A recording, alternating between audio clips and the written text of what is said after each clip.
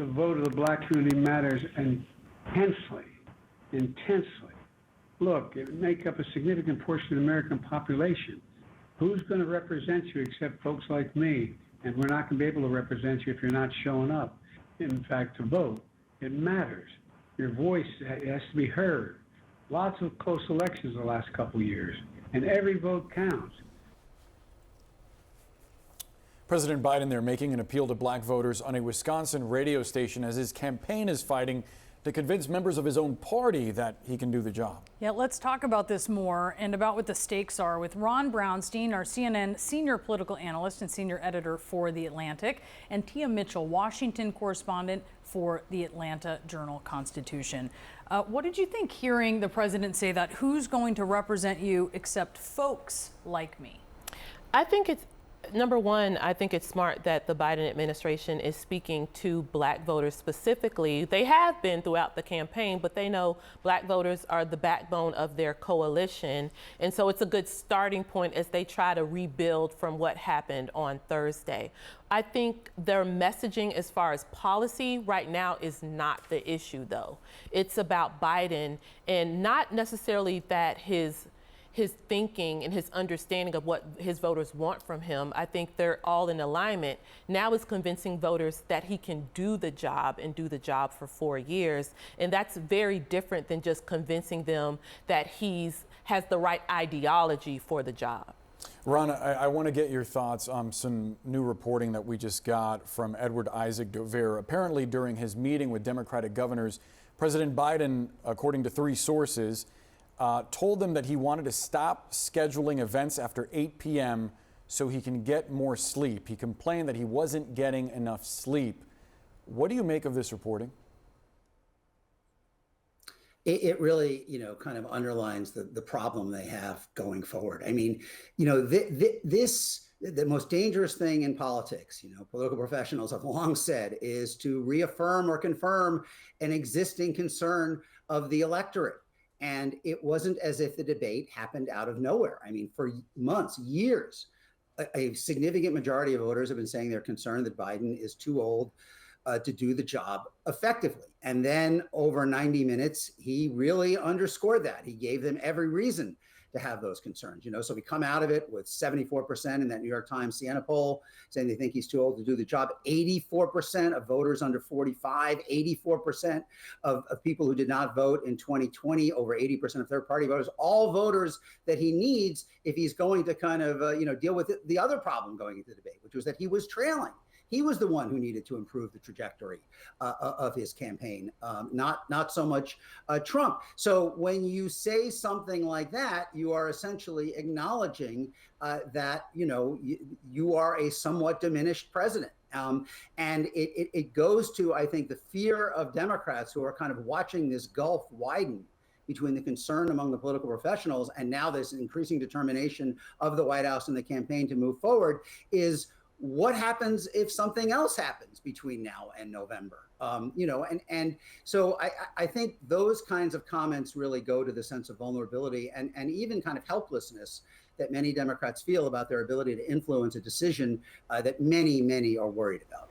Yeah, and look, lots of unscheduled stuff just happens after 8 when you're president. That's just the nature of the job. But that's a remark that Tia left several of the governors in the room frustrated, according to the sources who spoke to CNN. What do you think about that comment? Yeah, I think the comment is probably not helpful for the current conversation about his fitness from a mental and physical standpoint to do the job. I think it's understandable that someone who's 81 years old wants their rest, wants to get to bed early, but that's a different standard than President of the United States that also is called the leader of the free world. And just for practical purposes, when you're talking about perhaps having to deal with something of a foreign ally or a foreign adversary in different time zones. You're talking about Congress with an emergency late at night or early in the morning, just the everyday demands, the information coming at you, the need to review briefings and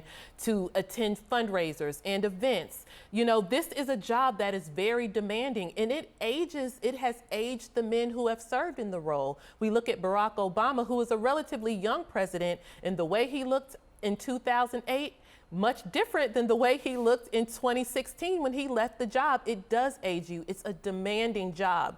And I think the current conversation is it even fair to ask Joe Biden to do this for another 4 years? And is it practical to think he can do the job for another 4 years? And ultimately, that's a decision for Joe Biden to make. Nobody right now is even indicating they will make that decision for him. But I think when he makes comments like this, it concerns people that maybe he should be thinking about whether it's time to say, I've done what I have been able to do in one term, and now it's time to pass it on to another person. It does tell you something that of what was said in that meeting, this is what came out, and this is sort of what's being shaped in the press by the people who were in that room, right? I'm curious what you think of the way that certain lawmakers are talking about the potential for Biden to drop out, because many of them, James Clyburn included, essentially said, if he does, I'm backing Kamala Harris. Many of them are very quick to back the vice president, even when there's this question of process, of a course correction, what might the convention even look like? How do you think her place in all of this is being figured out? Well, I think if I'm the vice president, you're really walking a very fine line, because on one hand, every day you're aware that you could be tapped and could become the person. But you're also aware that for right now, not only is Joe Biden president, but Joe Biden is the candidate for another 4 years. So I think she and her staff are working really hard to support Biden in the current situation, but they know it could be her. I think Democrats are talking about the rules, talking about what's possible, talking about what's feasible, and talking about the big thing is talking about what they can sell to their party now that the state primaries are over, because they don't want to disenfranchise voters. Again, we talked about black voters in general, and I think that they want to, because even Clyburn, initially he said, I'm with Kamala, but he expressed an openness to a more open type of mini primary. I think they want to try to do both. I think most Democrats will say privately it's probably going to be Kamala. If there is a change, it would be hard for it to be someone else. But they want to give some sense of allowing other people to throw their hat in the ring, so they're not just creating an heir apparent. But that, again, is a fine line, because they also don't want to look like they're trying to cast Kamala Harris aside or have someone leapfrog over her, because that would likely also be problematic.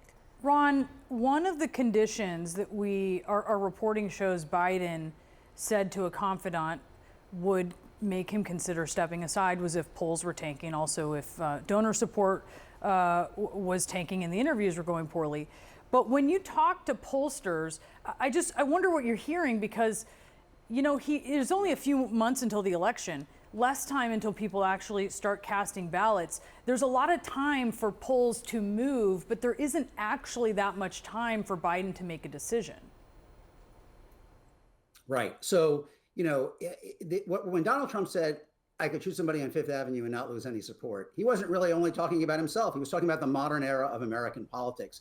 It really isn't possible anymore for the floor to fall out under a candidate. We're too polarized. We're too dug in. Negative partisanships locks in too many people. There are too many people who don't want Donald Trump to be president for the floor to completely fall out under Joe Biden. But as I said, going into this debate, he was the one who was trailing. If you look at the Electoral College, the two southeast swing states of North Carolina and Georgia look almost completely out of reach. The two southwest swing states of Arizona and Nevada, not quite as bad, but close to being that bad for Biden. And I think most Democrats understand that the only realistic path at this point for him to get to 270 again would be to sweep Michigan, Pennsylvania, and Wisconsin, three of the states that were in what I call the blue wall.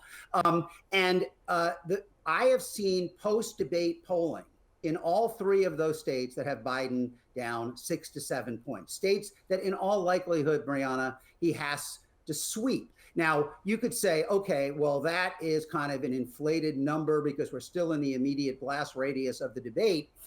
But even if some of that rolls back, you're still talking about deficits of 3, 4, and 5 points, with the question of where does he go to get those extra votes, given the numbers I mentioned to you before, among people voting for third parties or people who haven't voted in 2020. And 85% of them are saying he's too old for the job. 70% or so are saying they disapprove of his job performance. His policies have left the country worse off. It may be a raw deal for Biden, but among political professionals in the Democratic Party, there is enormous skepticism that this is something that can be recovered from. There's a lot of doubt about Harris, whether she would be better, but at least that would be shaking up the deck in the view of many of them, rather than sticking with what looks like now a hand that has almost no chance of winning.